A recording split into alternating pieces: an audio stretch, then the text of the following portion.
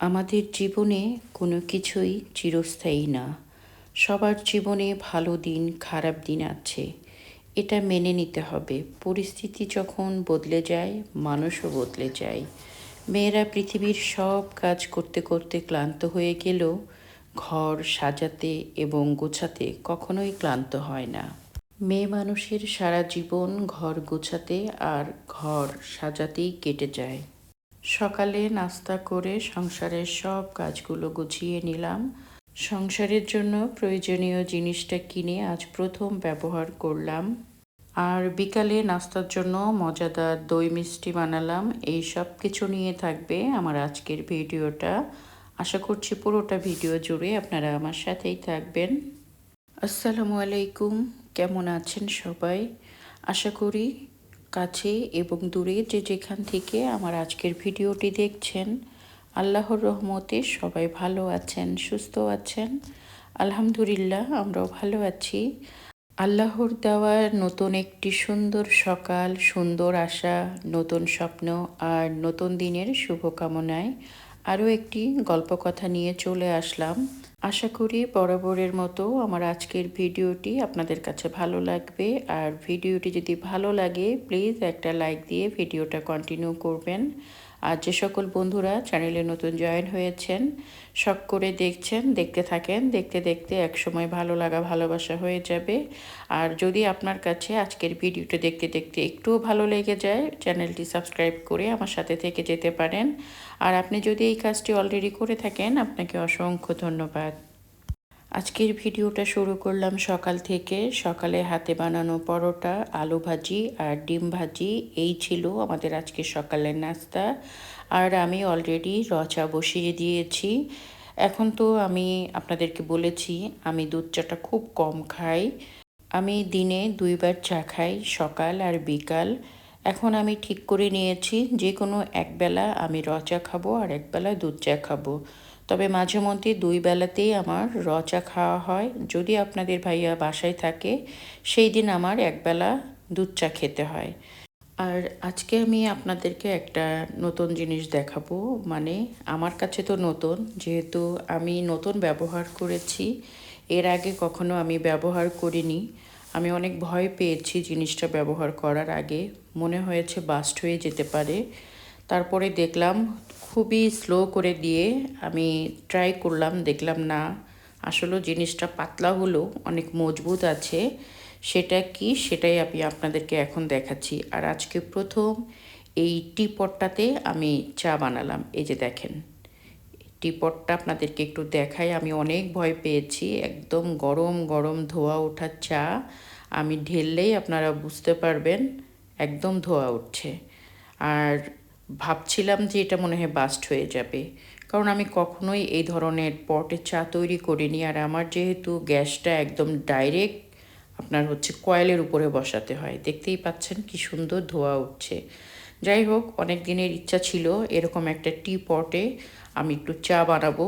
আজকে সেই স্বপ্নটা বা আশাটা আমার পূর্ণ হয়ে গেল। এই রকম ছোট ছোট অনেক শখের জিনিস কিচেনে নিয়ে এসে ফেলে রেখেছি, ব্যবহার করতে পারি না। আসলে কি, ধোয়া মোছার ভয়ে আমি ব্যবহার করি না। কারণ 2-একটা জিনিসের জন্য ডিশওয়াশার ছাড়তে হয়, সেজন্য আমি ভাবি যে দরকার নাই, এগুলো ইউজ করব না। কিন্তু এই যে ভালো লাগা কাজ করে, এই যে ভালো লাগা থেকে কিনে নিয়ে এসেছিলাম, আজকে ব্যবহার করলাম, আসলেই খুব ভালো লাগলো। সকালে নাস্তা করার পরপরই আজকে আমি বিকালের জন্য মিষ্টি আর দই তৈরি করব। আর এর আগে আমি অনেকবার দই তৈরিটা আপনাদের দেখিয়েছি, তারপরও আজকে হালকা পাতলা একটু দেখাচ্ছি। এখানে তো আমি টক দই নিয়েছি আর এখানে আমি দুধ জাল করে ঘন করে নিয়েছি। আর এই দুধটা যখন জাল করবেন আপনারা, তখন অবশ্যই চিনি দিয়ে জাল করে নেবেন। আমি আবার হাত দিয়ে একটু দেখে নিলাম হালকা হালকা ঠান্ডা আছে। এই অবস্থাতেই আমি এখন এই দইটা দিয়ে দেবো। আর অবশ্যই টক দইটা আপনারা ছেঁকে দেওয়ার চেষ্টা করবেন, এতে যেন কোনো রকম পানি না থাকে, তাহলে দইটা খুব সহজে বসে যাবে। আমি ভাবছিলাম এখন তো প্রচণ্ড গরম পড়েছে, এই গরমের মধ্যে একটু টক মিষ্টি দই খেলে ভালো লাগবে, সেজন্যই আর কি দইটা তৈরি করে নিচ্ছি। আগে তো এক সময় ছিল অনেক নাস্তার আইটেম তৈরি করতাম, ধরতে গেলে সারাদিনই আমি নাস্তার আইটেম তৈরি করতাম। এখন যেহেতু ডাক্তার একদম বারণ করে দিয়েছে যে মানে এক্সেস কোনো খাবার দাবার যেন আমরা না খাই, আসলে আমাদের সবারই তো বয়স হচ্ছে, সব কিছু মানে মেনে চলা উচিত। যার কারণে সুইট তো একদমই ছেড়ে দিয়েছি ধরতে গেলে, আর ভাজা ভুজাও অতটা খাওয়া হয় না। আর নাস্তার আইটেম মানেই কিন্তু মজার মজার ভাজা, ফ্রাই, এই ধরনের জিনিসগুলো। যাই হোক, আমি এখন বিকালের জন্য নাস্তাটা রেডি করে রাখছি। আর এখন যদি দইটা বসিয়ে রাখি তাহলে এটা 5-6 ঘন্টায় খুব সুন্দর বসে যাবে। এই যে আমি দইটা খুব সুন্দর করে এখন এটা ওভেনে দিয়ে দেব। ওভেনে দিলে খুব তাড়াতাড়ি দইটা বসে যাবে। আর সংসারে কিন্তু অনেক ধরনের কাজ থাকে। যেই দিন একটু সকাল সকাল ঘুম থেকে ওঠা হয় সেই দিন কিন্তু সংসারের অনেক ধরনের কাজগুলো করা যায়। আর একটু অন্যরকম লাগে, মনে হয় অনেক টাইম পেয়েছি। আর যেদিন একটু লেট করে ঘুম থেকে উঠি ওই দিন কাজের কোনো তাল পাওয়া যায় না, মনে হয় সময় যে কিভাবে চলে যাচ্ছে মানে টেরই পাই না। তো আজকে ভাবছিলাম ঘরবাড়ি প্রতিদিনই ক্লিন করা হয়, তারপরও সবগুলো ঘর কিন্তু আমি একদিনে ক্লিন করি না।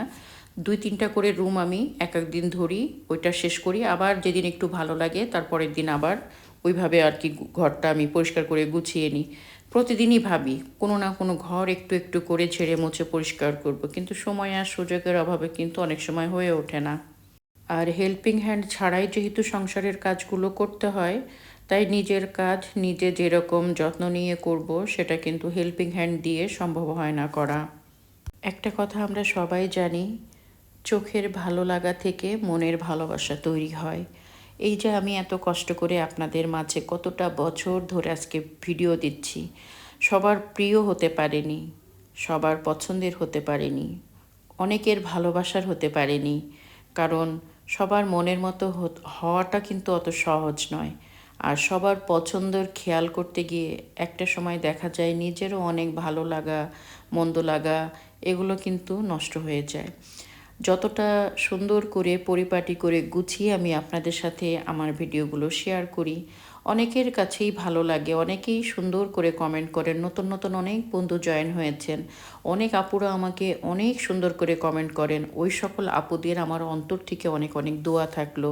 আপনাদের কারণেই কিন্তু আমি আমার পরবর্তী ভিডিওটা তৈরি করার একটু হলেও উৎসাহ পাই। আর অনেকেই আছেন যারা এসে দেখে পরবর্তীতে আর আমার ভিডিওগুলো দেখেন না, কারণ তাদের কাছে ভালো লাগে না। এইখানে এই জায়গাটাতে কাজ করতে অনেক কষ্ট, অনেক শ্রম দিতে হয়, সময় দিতে হয়, তারপরে একটা ভিডিও তৈরি করা হয়। আপনারা অনেক সময় আমি আপনাদের কাছে প্রতিদিনই বলতে হয় একটা লাইক দেবেন, সুন্দর সুন্দর কমেন্ট করবেন, ভিডিওটা শেয়ার করবেন। আসলে ভালো লাগলে না মানুষের আরেকজনকে শেয়ার করে, ভালো লাগলেই না মানুষ লাইক দেয়। যেহেতু আপনাদের কাছে ভালো লাগে না তাই অনেকেই ভিডিওটা লাইক দেন না, যার কারণে আমার ভিডিওটা অনেকের হাতে পৌঁছাতে পারে না, অনেকের কাছে পৌঁছাতে পারে না। যাই হোক, যাদের ভালো লাগবে আপনারা দেখবেন। আর আমার বাসার থেকে বলাই আছে আমি যেন আমার ব্রেনে কোনো কিছু প্রেশারাইজ না করে কোনো কাজ করি। আমার ভালো লাগা থেকে, যেহেতু আমার সময় যাওয়ার জন্য আমার মেয়ে আমাকে এই জিনিসটা করে দিয়েছে, মানে এই চ্যানেলটা খুলে দিয়েছে। আমার মেয়েদেরও কথা, তুমি এখানে খুব হালকা পাতলা করে তোমার সময় পাস করার জন্য কাজ করবে, কোনো কিছু ব্রেনে নিবা না। তো যাই হোক, আমি সেজন্যই বললাম ভালো লাগা থেকে কিন্তু ভালোবাসা তৈরি হয়। আপনারা দেখতে দেখতে যদি আপনাদের কাছে ভালো লাগে, অবশ্যই একটা সময় আসবে যে আপনারা আমার ভিডিওগুলো ভালোবেসে দেখছেন, ভালো লাগা কাজ করবে। আজকে সবার জন্য একটু মজার খাবার রেডি করছি। যদিও সংসারের মায়াজালে আটকে গিয়ে সবার মন রক্ষা করতে গিয়ে আমার উপর একটু প্রেশার বেশি পড়ে যায়, তারপরও আমার অনেক ভালো লাগে। কারণ আমি জীবনের প্রতিটা মুহূর্ত খুব ভালোভাবে ফিল করতে চাই আমার পরিবারের সঙ্গে। এখন তো অনেক গরম, তারপরও দেখা যায় এই গরমে প্রতিদিনেই সবার পছন্দের কোনো না কোনো খাবার রান্না করি। আর যখন সবার মনের মধ্যে যে একটা আনন্দ, তৃপ্তি দেখি, তখন আমার যে কী পরিমাণ ভালো লাগে সেটা আসলে বোঝানো যাবে না। আজকে পোলাও, রোস্ট, এখানে কাতলা মাছের দো পেঁয়াজা আর ইলিশ মাছ ভাজা আজকে তৈরি করছি দুপুরের জন্য। আমরা কিন্তু একটা নির্দিষ্ট সময়ের জন্য এসেছি, যার যখন সময় হবে চলে যাওয়ার তাকে চলে যেতেই হবে। এই জন্য চেষ্টা করবেন জীবনের প্রতিটা দিন, প্রতিটা মুহূর্ত খুব সুন্দর করে কাটানোর। জীবনের প্রতিটা মুহূর্ত অনুভব করে পরিবারের সঙ্গে নিজেকে খুশি রাখার চেষ্টা আমাদের প্রত্যেকেরই করা উচিত। মানুষকে খুশি করা অনেক কঠিন। মানুষের যতদিন উপকার করতে পারবেন ততদিন বুকের মধ্যে রাখবে। উপকার শেষ, ভালো লাগা শেষ, ভালোবাসা শেষ। তাই পরিবারকে সময় দিয়ে নিজের মূল্যবান সময়টুকু পরিবারের জন্য ব্যয় করি আমরা সবাই। এতেই অনেক শান্তি। পরের জন্য যতই করবেন ততই বদনামের ভাগীদার হবেন। যাই হোক, এই যে দেখেন সুন্দর আমি দইটা যে বানিয়েছিলাম সকালের দিকে, বিকালের দিকে আপনাদেরকে একটু কেটে দেখাচ্ছি কতটা সুন্দর ইয়ামি দই হয়েছে। টক মিষ্টি দই। আর এই গরমের মধ্যে এইরকম দই কিন্তু খেলে একদম জানটা জুড়িয়ে যায়। খুবই মজার। আমি আপনাদের সাথে কথা বলছি আর একটু একটু করে খাচ্ছি। যাই হোক, আজকের মতো ব্লগটা এখানে শেষ করছি। সবাই ভালো থাকবেন, আমাদের জন্য দোয়া রাখবেন। আল্লাহ হাফেজ।